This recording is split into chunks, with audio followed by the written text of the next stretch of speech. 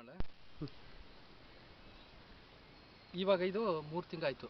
ಇವಾಗ ಇದನ್ನು ನಾವು ನಾಟಿ ಮಾಡಿದ್ಮೇಲೆ ಸಂಪೂರ್ಣವಾಗಿ ನೀವು ನೆಟ್ ಸರ್ಫ್ ಕಂಪ್ನಿ ಬಂದು ನಮಗೆ ಕುಮಾರಿಂದ ಇಂಟ್ರೊಡ್ಯೂಸ್ ಆದಮೇಲೆ ಪೂರ್ತಿ ಯಾವುದೇ ಕೆಮಿಕಲ್ಲು ಕೊಟ್ಟಿಲ್ಲ.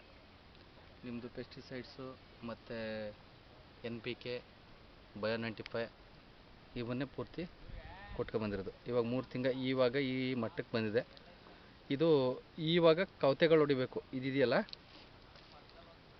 ಸರ್, ಇದು ಮೇಲೆ ಪೈರು ಬರ್ತೀವಲ್ಲ, ಈ ಪೈರು ಬಂದಮೇಲೆ ಮತ್ತೆ ಇದು ಡೆವಲಪ್ ಆಯ್ತು. ಕರೆಕ್ಟಾಗಿ 3 ತಿಂಗಳಾಗಿದೆ. ಇನ್ನೂ 3 to 4 ಮಂತ್ಸು ಇದು ಡೆವಲಪ್ ಆಗ್ತಾ ಇರುತ್ತೆ. ಆಮೇಲೆ ಲಾಸ್ಟ್ ಒಂದು 1.5-2 ಮಂತ್ಸು ಇದು ಇದು ಬಲಿಯುತ್ತೆ. ಆಗ ಮೇಲ್ಗಡೆ ಇದು ಗಿಡ ಒಣಗ್ತಾ ಹೋಗುತ್ತೆ, ಇದು ಬಲಿತಾ ಹೋಗುತ್ತೆ, ಇದು ಚಿಪ್ಪು ದಪ್ಪ ಆಗ್ತಾ ಹೋಗುತ್ತೆ.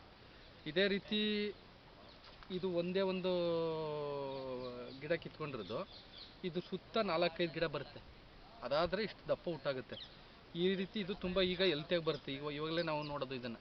ಅಕಸ್ಮಾತ್ ಏನಾದ್ರು ಇದು ಕರೆಕ್ಟಾಗಿ ಬರ್ತಾ ಇದೆಯಾ, ಇದಕ್ಕೇನಾದ್ರು ಡಿಸೀಸ್ ಅಟ್ಯಾಕ್ ಆಗಿದ್ದೆ ಏನಂದ್ಬಿಟ್ಟು ನಾವು ಇದು ಹಿಂಗೆ ಕಿತ್ತು ನೋಡಿದ್ರೆ ಗೊತ್ತಾಗೋದು.